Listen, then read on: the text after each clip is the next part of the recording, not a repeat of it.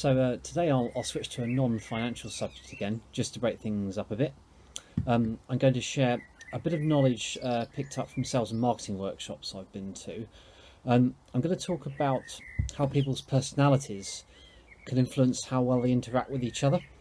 One of the things we are taught as we grow up is to treat other people how we would like to be treated ourselves. But there is a theory, of which I'm a big believer, that actually you should treat people how they want to be treated. And not everyone actually wants to be treated the same way. Some of you may have heard of the Myers-Briggs test, the concepts of introversion and extroversion, judging and perceiving and so on, which are used to assess people's personalities in terms of suitability for a particular role or as a team member, for example. There are various versions of these and other similar systems available, some more complex and others less so. These can be great at explaining even the slightest differences between individuals' behaviour and the way they think. But this is a specialist area. If you'd like to know more about this, it's best to speak to a professional who's qualified in that area. I'm very happy to refer you to an appropriate person if that is of interest. But today I'm only talking in very general, non-professional terms. So the system I've been taught divides people into 4 types. Obviously people are complex, and they can adopt different personas in different situations. But if you know someone's dominant type and what your type is, what you'll find is you can have better interactions. Basically, if you know what makes someone tick, you can act accordingly and you're more likely to get along with them. The 4 types are, number 1, outgoing people. They love to talk. They have a lot of ideas. They are focused on people, ideas and stories and not so much on tasks. Plus points are they're likeable and they're optimistic. Minus points are they don't always listen well and they can gloss over details. They like people who listen to them and they dislike people that interrupt them. You've got sort of the second type, you've got supportive people. They are concerned with how other people perceive them and they like to be helpful. They like a harmonious environment. Plus points are that they're loyal, they're good listeners and they're cooperative. Minus points are they often tell people what they think they want to hear rather than what they need to hear. They like people that reassure them and they dislike people who are too direct or pushy. So then we've got the third type, we've got details people.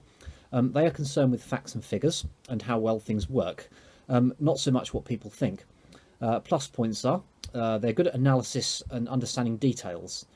Minus points are a tendency to get consumed with trivial things. They like people who are knowledgeable and well prepared, and they dislike people who come across as not having made an effort. And then the fourth type, you've got dominant or direct people. They are straight to the point.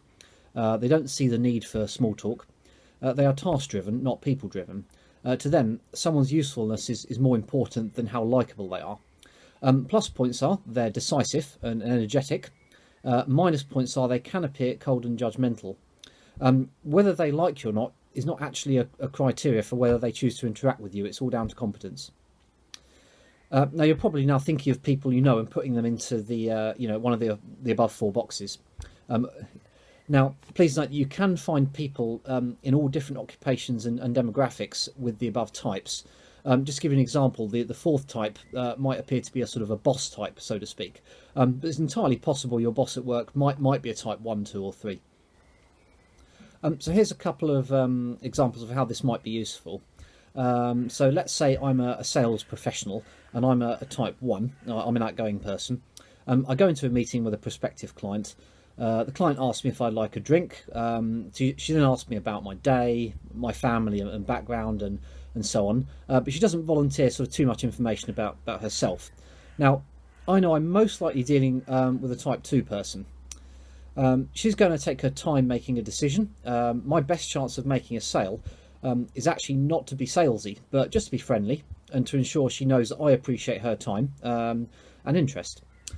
We'll probably have sort of several interactions over the coming weeks before we do any business. This isn't a client that can be rushed. Then let's take a second scenario. It's much the same. I'm a type 1 sales professional. I go into a client meeting. This time the client straight away, he asks me to sit down. He then tells me about an issue he has sort of in his business and asks me whether I can help and what I charge. There's no offer of a drink and there's no small talk whatsoever. So definitely a type 4 person. I have to remember to rein in my type 1 tendency at this point, which is to sort of ramble on. And I have to sort of keep to answering questions briefly and to the point. If I can do that, I stand a very good chance of getting the business very quickly. I'm sure you could think of many more examples sort of in your own lives as well. That's it for today.